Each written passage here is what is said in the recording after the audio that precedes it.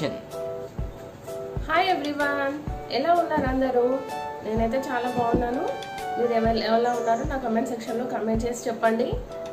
వీడియోలోకి వెళ్ళబోయే ముందు మీరు ఎవరైనా నా ఛానల్ సబ్స్క్రైబ్ చేసుకోకపోతే సబ్స్క్రైబ్ చేసుకోండి. బెల్ ఐకాన్ మీద పక్కనే బెల్ ఐకాన్ వస్తుంది. ఆ బెల్ ఐకాన్ మీద క్లిక్ చేస్తే మీకు నోటిఫికేషన్ వస్తుంది. అండ్ వీడియోని లైక్ చేయండి, షేర్ చేయండి మీ ఫ్యామిలీ అండ్ ఫ్రెండ్స్. మీరు సపోర్ట్ చేస్తే నేను ఇంకా బెస్ట్ వీడియోస్ ఇవ్వడానికి నేను ట్రై చేస్తాను. మీకు ఎలాంటి వీడియోస్ కావాలన్నా కానీ నా కమెంట్ సెక్షన్లో కమెంట్ చేయండి, ఓకేనా? సో ఈరోజు ఏంటంటే టాపిక్ వచ్చేసి మనము పాలక్ పకోడీ, మనము ఆనియన్స్ పకోడీ అవన్నీ చేసుకుంటూ ఉంటాం కదా. సో నేను ఈరోజు ఏంటంటే మీకు పాలక్ పకోడీ, అది కూడా మెత్తగా కాకుండా క్రిస్పీగా ఎలా చేయాలో, మనం చుంచినాక ఇట్లా విరిచినా కానీ చాలా క్రిస్పీగా వస్తుంది. అలా ఎలా చేయాలో నేను మీకు చూపిస్తాను. మనకి పాలకూర అంటే మనకి దాంట్లో చాలామంది రోజు ఒక ఆకుకూర అయినా తినాలని అంటారు కదా. సో పిల్లలు కూడా క్రిస్పీగా ఉంటే ఏంటంటే చాలా ఇష్టంతో తింటారు. అందరం కూడా ఇష్టంతో తింటాం. మెత్తగా ఉంటే పాలకూరతో చేసినా కానీ దేంతో ఆనియన్తో చేసినా కానీ ఎవరు తినరు. సో ఈరోజు క్రిస్పీగా ఎలా చేయాలో మనం పాలక్ పకోడీ చూసేద్దాం, ఓకేనా? రండి. పాలక్ పకోడీకి కావాల్సిన పదార్థాలు, ఫస్ట్ పాలకూర నేను నీట్గా కడుక్కొని ఇట్లా కట్ చేసి పెట్టుకున్నాను రెడీగా. కొంచెం వాటర్ కూడా డ్రై అయిపోయాయి ఇవి.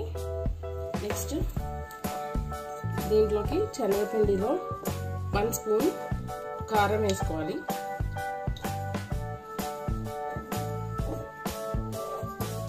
శనగపిండి, స్పూన్ కారం,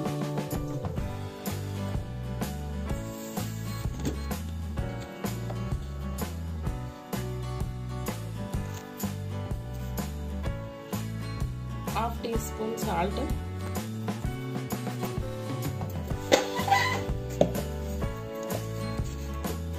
చిటికెడు వంట సోడా. ఇది పాలకూర 2 కట్టలు, చిన్నవి 2 కట్టలు అన్నమాట.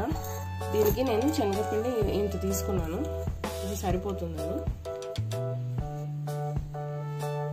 ఇప్పుడు ఇది బాగా మిక్స్ చేసి పెట్టుకోవాలి, అన్ని కలిసేటట్టు. కారం, ఉప్పు, వంట సోడా, వాటర్ వేసి తడుపుకోవాలి దీన్ని. ఎలా అంటే మళ్ళీ లూజ్గా ఉండొచ్చు, కొంచెం టైట్గానే ఉండాలి. నేను తడిపి చూపిస్తాను, మీరు చూస్తున్నాను.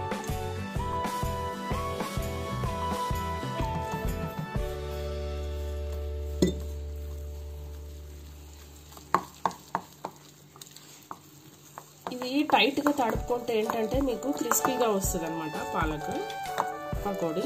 లూజ్గా తడుపుకుంటే ఏంటంటే మెత్తగా బజ్జీలాగా వస్తుంది అనమాట. ఇది టైట్గా ఉండాలి. ఈ కన్సిస్టెన్సీ అనేది కొంచెం టైట్గానే ఉంటే బాగుంటుంది. చూసారా ఎట్లా చేస్తాను?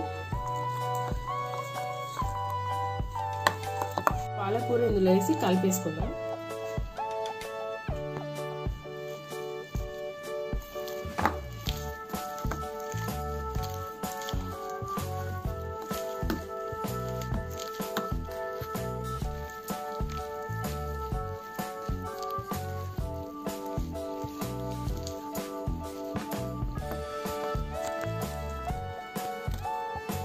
ఇప్పుడు ఆయిల్లో వేసేసుకున్నాం. ఆయిల్ వేడైపోయింది. ఇప్పుడు ఆయిల్ పెట్టేసుకున్నాను.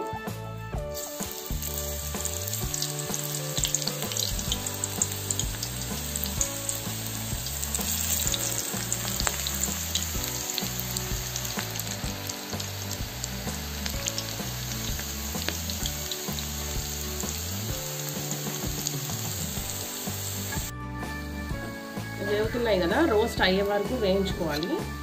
ఇంకోటి ఏంటంటే నార్మల్ ఫ్లేమ్ మీద వేయించుకుంటే, ఆయిల్లో ఫ్రై చేసుకుంటే బెస్ట్ అనమాట. ఇప్పుడు వేగిపోయింది, తీసేసుకుందాము.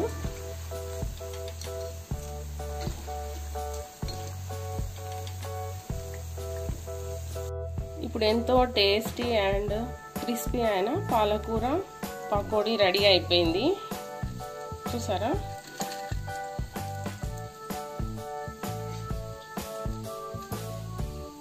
చూస్తుంటేనే తెలిసిపోతుంది చాలా క్రిస్పీ అయిందని. సౌండ్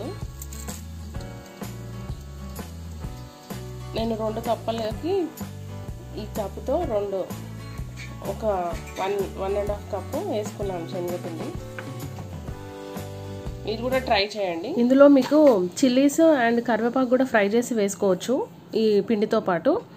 ఈ వీడియో కనుక నచ్చినట్లయితే నా ఛానల్ని సబ్స్క్రైబ్ చేయండి, బెల్ ఐకాన్ మీద క్లిక్ చేస్తే మీకు నోటిఫికేషన్ వచ్చింది. నేను ఏ వీడియో అప్లోడ్ చేసినా కానీ నా వీడియోని లైక్ చేయండి, షేర్ చేయండి మీ ఫ్యామిలీ అండ్ ఫ్రెండ్స్కి. Thank you friends, take care, bye, see you in the next video.